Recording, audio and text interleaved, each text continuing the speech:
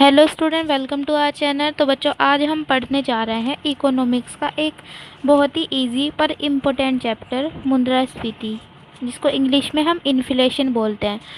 तो बच्चों, मुद्रास्फीति का मतलब होता है क्या है, पहले तो हमें ये समझना पड़ेगा। आप इसको सिंपल भाषा में समझ सकते हो कि महंगाई को ही हम मुद्रास्फीति कहते हैं। मतलब जैसे जैसे हम किसी वस्तु की या सेवा की कीमत में वृद्धि हो रही है तो उसको मुद्रास्फीति कहते हैं। जैसे पहले कोई चीज़ आपको 10 रुपये में मिल रही थी, अब जैसे कि समय आगे, मतलब आगे आगे साल बढ़ रहे हैं तो चीज़ों की वैल्यू भी बढ़ती जा रही है। तो क्या हो गया, तो महंगाई बढ़ना ही मुद्रास्फीति कहलाता है। अब हम इसकी डेफिनेशन पढ़ लेते हैं। क्या होता है कि जब समय के साथ वस्तु और सेवा के मूल्य में वृद्धि होती है तो मुद्रास्फीति कहते हैं। मतलब पहले कोई वस्तु 2000, समय के साथ, बेटा इसको ध्यान से पढ़ना है कि समय के साथ हो रही है। आप ये नहीं लिख सकते कि वस्तु और सेवाओं के मूल्य में वृद्धि मुद्रास्फीति कहलाती है, नहीं, समय के साथ होती है।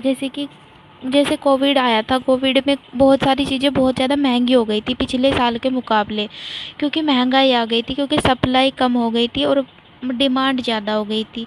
तो क्या हो गया था, मुद्रास्फीति आ गई थी, मतलब महंगाई आ गई थी। मांग बढ़ने से, आय बढ़ने से, पैसा बढ़ने से, इन सब से क्या होता है, मुद्रास्फीति आती है। और समय के साथ होता है सब कुछ। अब इसकी दूसरी डेफिनेशन है कि समय के साथ मुद्रा के मूल्य में कमी हो जाना मुद्रास्फीति कहते हैं। मतलब क्या होता है, समय के साथ अगर मुद्रा, मतलब पैसों की वैल्यू घट रही है तभी भी मुद्रास्फीति कहते हैं उसको भी।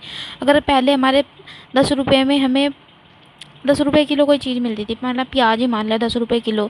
अब दूसरे ही साल, दूसरे ही समय में, दूसरे ही महीने में या साल ले लो, वही प्याज हमें 50 रुपये किलो मिल रहा है। क्या आप उसे 10 रुपये में खरीद सकते हो? नहीं ना, क्योंकि 10 रुपये की अब वैल्यू घट गई है। अब हम 10 रुपये में नहीं खरीद सकते प्याज को, अब वो 50 रुपये किलो हो गया। मतलब समय के साथ हमारे जो पैसों की वैल्यू है वो घट रही है। और जब समय के साथ पैसों की वैल्यू घटती है तभी उसको क्या बोलते हैं, हम मुद्रास्फीति कहते हैं। ठीक है बच्चों, हमने दोनों डेफिनेशन अच्छे से पढ़ ली है। अब महंगाई के कारण बताने हैं कि मुद्रास्फीति किस कारण बढ़ती है। तो बच्चों, पहले मान लो कि आप अभी बेरोजगार हो, आपके पास कोई रोजगार नहीं है, तो आप हर चीज़ को देख देख के खरीदोगे। कोई बुक देख ली हमने शौक पे, लेकिन हमारे पास पैसे नहीं है, हम नहीं खरीद पाएंगे ना उसको। लेकिन जैसे ही आपकी नौकरी लगेगी, आपकी डिमांडें बढ़ती बढ़ती जाएगी, ये मुझे ये भी चाहिए, मुझे ये भी चाहिए, मुझे ये भी चाहिए। तो आप अगर डिमांड करोगे तो क्या होगा, तो वस्तु की कीमत में क्या होगी, वो बढ़ती जाएगी। क्योंकि जब डिमांड बढ़ेगी तो वो चीज़, उस चीज़ की मतलब सप्लाई घटती जाएगी। मतलब कोई चीज़ है, 5 चीज़ें हैं और उसकी डिमांड आ गई 10 लोगों ने कहा कि भाई मुझे यही चीज़ चाहिए, तो उस 5 चीज़ों की वैल्यू क्या होगी, बढ़ती जाएगी। वैल्यू बढ़ेगी मतलब इसका प्राइस बढ़ेगा, प्राइस बढ़ेगा यानी मुद्रास्फीति होगी। तो मुद्रास्फीति का कारण क्या होता है, पैसों की, मतलब आय की वृद्धि। मतलब आय मतलब आपकी इनकम जैसे जैसे बढ़ती जाएगी तो आप ज़्यादा ज़्यादा डिमांड करोगे, और जब ज़्यादा डिमांड करोगे तो उस वस्तु की क्या होगी, वैल्यू बढ़ती जाएगी। और वस्तु की वैल्यू बढ़ेगी तो क्या होगी, मुद्रास्फीति आएगी। ठीक है, डेफिनेशन के अकॉर्डिंग। और जब पैसों की आपूर्ति, जब लोगों के पास बहुत सारा पैसा होगा, पैसा ही होगा, तो वो क्या करेंगे, बहुत ज़्यादा चीज़ें खरीदेंगे, तो इससे क्या होगा, मुद्रास्फीति बढ़ेगी। क्योंकि जब चीज़ें ज़्यादा खरीदने लगते हैं तो उनकी सप्लाई थोड़ी कम होने लगती है और प्राइस हाई होने लगता है, तो क्या होता है, मुद्रास्फीति आ जाती है। अब हमने मुद्रास्फीति को अच्छी तरह से कवर कर लिया। अब हम थोड़ा अपस्फीति के बारे में भी जान लेते हैं। अपस्फीति का मतलब होता है, मतलब जब क्या होता है, मुद्रास्फीति का मतलब तो महंगाई होता है। अपस्फीति का मतलब क्या होता है कि जब वस्तु की कीमत में समय के साथ, वस्तु या सेवा की कीमत में समय के साथ क्या होती है, कमी आ जाती है। जब चीज़ें सस्ती होनी शुरू हो जाती है तो उसको अपस्फीति कहते हैं। सब सिंपल लैंग्वेज में क्या हो गई, वस्तु जब सस्ती हो जाती है तो अपस्फीति कहलाता है। जब बहुत ज़्यादा सप्लाई बढ़ जाती है किसी चीज़ की तो उसकी वैल्यू भी घट जाती है। मतलब बहुत ज़्यादा आ गया है मार्केट में, कोई चीज़ है वो बहुत अधिक मात्रा में है, उतने उसको ख़रीदने वाले नहीं है, पर उसकी मतलब बहुत ज़्यादा सप्लाई, बहुत ज़्यादा है पर ख़रीदने वाले क्या कम है, तो उसकी वैल्यू घट जाएगी वस्तु की। मतलब उसका प्राइस कम हो जाएगा, और प्राइस कम हो जाने का मतलब क्या होता है, अपस्फीति होना।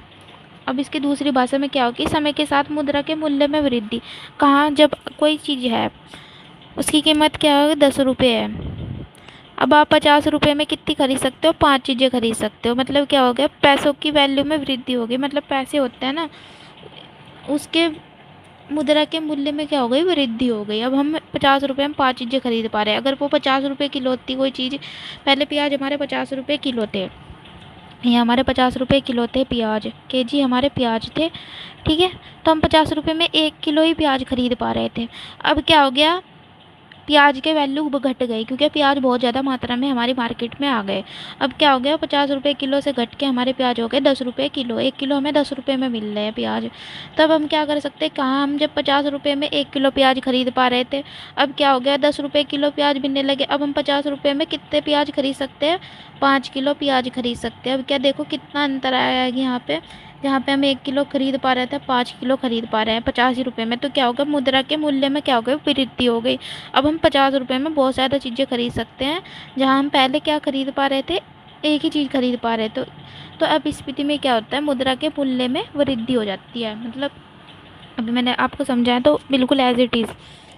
अब क्या होता है, ये भी बिल्कुल ऐसे ही लिखा हुआ है। देखो अभी यहाँ पे मैंने प्याज का एग्जांपल ले लिया था, ये तो यहाँ पे भी पहले कोई 2021 में कोई चीज़ 50 रुपये की थी, 1 किलो मिलती थी, और 2022 में उसकी कीमत घट के 40 रुपये किलो हो गई। अब 50 की वैल्यू बढ़ गई ना, अब तो 40 रुपये में ख़रीद पा रहे हैं, 10 रुपये हमारे पास बचेंगे ही।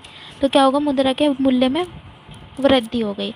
अब अपस्फीति के कारण क्या होते हैं, मतलब क्यों आती है चीज़ों की, मतलब डिमांड कैसे घट जाती है हमारी वस्तुओं की। अब क्या हो, जब लोगों के पास पैसा ही नहीं होने का, तो चीज़ें कहाँ तक खरीदेंगे, और वो डिमांड भी नहीं करेंगे। और दूसरा, अगर हमारी आय इनकम ही अच्छी नहीं है तो हम कहाँ से कोई चीज़ अच्छी तरह से खरीद सकते हैं। तो मतलब कितनी भी हो मार्केट में कोई चीज़, जब हमारे पास पैसा ही नहीं हम खरीदेंगे ही नहीं, और जब खरीदेंगे नहीं वो बिकेगी भी नहीं, और फिर बिकेंगी नहीं तो फिर उनकी आपूर्ति तो ऐसी ही रहेगी, वह तो इतनी ही रहेगी मात्रा में, तो उनकी वैल्यू क्या होती है, घटती जाती है। जब कोई चीज़ बिक ही नहीं रही तो क्या करते हैं, जो सेलर होते हैं उनके प्राइस घटा के बेचना स्टार्ट कर देते हैं, ताकि बिके तो आए, एटलीस्ट थोड़ी तो कुछ चीज़ें बिके। जब कोई एक चीज़ ही नहीं बिक रही तो वैल्यू तो घटा के बेचना पड़ता है ना। और क्या होगा, सरकारी खर्च कम हो जाए, जब सरकार कम पैसा देना स्टार्ट कर दे तभी भी, ठीक है। तो ये हमारा अपस्फीति हो गया। अब अपस्फीति के बाद हम थोड़ा मंदी के बारे में पढ़ लेते हैं। मंदी किसे कहते हैं, मंदी क्या होती है, अगर क्या अर्थव्यवस्था में, मतलब हमारी इकोनॉमी में अपस्फीति 2 क्वार्टर का मतलब होता है 2 तिमाही, मतलब 1 क्वार्टर में कितना होता है, 3 महीने होते हैं। 2 क्वार्टर में कितने होंगे, 2 तिमाही, मतलब तिमाही का मतलब 3 महीने होते हैं, 2-3 महीने होंगे, मतलब 2 क्वार्टर मतलब 6 महीने मान लेते हैं, 6 महीने होते हैं। तक रुक जाए तो उसे क्या कहते हैं, मंदी कहते हैं। मतलब क्या होता है कि अगर अपस्फीति यानी मतलब कोई चीज़ की डिमांड घट जाती है, अपस्फीति 2 महीने 6 महीने तक रुक जाए मार्केट में, 6 महीने तक रुक गई अपस्फीति, तो उसको उस स्थिति को क्या कहते हैं, मंदी कहेंगे, मंदी कहते हैं, ठीक है। ये हमारा मंदी के बारे में भी हमने समझ लिया है। अब ये देख लो कि अगर ये क्वेश्चन आ जाता है कि जो मुद्रास्फीति है उसे कंट्रोल करने की जिम्मेदारी किसकी होती है, कौन इसको कंट्रोल करता है, कि कौन देखता है कि मुद्रास्फीति आ गई भाई मार्केट में, अब उसको कंट्रोल करना है, फिर कौन करेगा उसको कंट्रोल। तो उसको कंट्रोल करने की जिम्मेदारी होती है आरबीआई की। आरबीआई मतलब रिजर्व बैंक ऑफ इंडिया, ठीक है। इसकी जिम्मेदारी होती है हमारी आरबीआई की मुद्रास्फीति को कंट्रोल करने की। और हमारी क्या होती है, अब मुद्रास्फीति कब बोलते हैं हम कि कोई मुद्रास्फीति आ गई मार्केट के अंदर, जैसे कि इसको फॉर्मूले को याद रखना है आपको, 4 ± 2, इधर 2%, इधर आएगा 6%। अगर क्या होगा, किसी वस्तु की कीमत 6% से ज़्यादा हो जाती है ना, 6% से ज़्यादा बढ़ जाती है, तब हम कहेंगे कि भाई मुद्रास्फीति आ गई है मार्केट के अंदर, ठीक है। अगर किसी वस्तु की कीमत 2% से ज़्यादा कम हो जाए, 2% से ज़्यादा कम हो जाए, तब क्या कहते हैं हम कि भाई वो आ गई अपस्फीति आ गई, भाई सस्ती हो गई चीज़ें। तो ये हमारा फॉर्मूला है, इसको याद रखने का, 4 ± 2%, ठीक है। इसको अच्छी तरह से याद करना है। अगली वीडियो में हम पढ़ेंगे मुद्रास्फीति के प्रकार, कितने प्रकार की होती है मुद्रास्फीति, क्योंकि ये वीडियो लंबी हो जाएगी, फिर मेरा इतना ज़्यादा मेरे फ़ोन का मेमोरी नहीं है तो हैंग होने लगता है। तो मैं अभी थोड़ी थोड़ी करके ही आपको वीडियो प्रोवाइड करूँगी। अगर आप इसकी वीडियो के नोट्स चाहते हैं तो आप मुझे टेलीग्राम पे मैसेज कर सकते हैं, मैं आपको प्रोवाइड कर दूँगी नोट्स भी। अगर आपको वीडियो अच्छा लगा होगा, थोड़ा सा भी समझ में आया होगा, तो वीडियो को लाइक करें और चैनल को सब्सक्राइब करें और शेयर भी करें ज़्यादा से ज़्यादा, ताकि मैं अच्छी तरह से और इसको एक्सप्लेन कर पाऊँ और बोर्ड पर पढ़ा पाऊँ, क्योंकि अभी मेरे पास इतनी ज़्यादा व्यवस्था भी नहीं है बोर्ड की। तो भी मुझे इसलिए नोटबुक पे पढ़ाना पड़ता है। ये मेरे खुद के हाथ के बनाए हुए नोट्स हैं। आई होप आपको इन्हें दिख रहा होगा। अगर नहीं समझ आ रहा है तो मैं आपको अच्छी तरह से इनका PDF बना के भेज दूँगी। वैसे तो मैंने आपको ये अच्छी तरह से एक्सप्लेन कर दिया। आप इनको मेरी आवाज़ से भी आप इनको बना सकते हैं। मैंने आपको वैसे बोल बोल के ही पढ़ाया बहुत कुछ। तो बस आज की वीडियो में मैं इतना ही है। अगली वीडियो का इंतज़ार करें। कल को आपको इसी टाइम मेरी दूसरी वीडियो भी मिल जाएगी मुद्रास्फीति के प्रकार के अंदर। तो हम ऐसे इकोनॉमिक्स की पूरी कंप्लीट कर देंगे चैप्टर। जो आपको समझ नहीं आता मुझको नीचे कमेंट कर देना, ताकि मैं आपके डाउट्स सुलझा सकूँ और अपने ऊपर मेहनत कर सकूँ। तो thank you so much guys for watching our video. Bye bye, take care.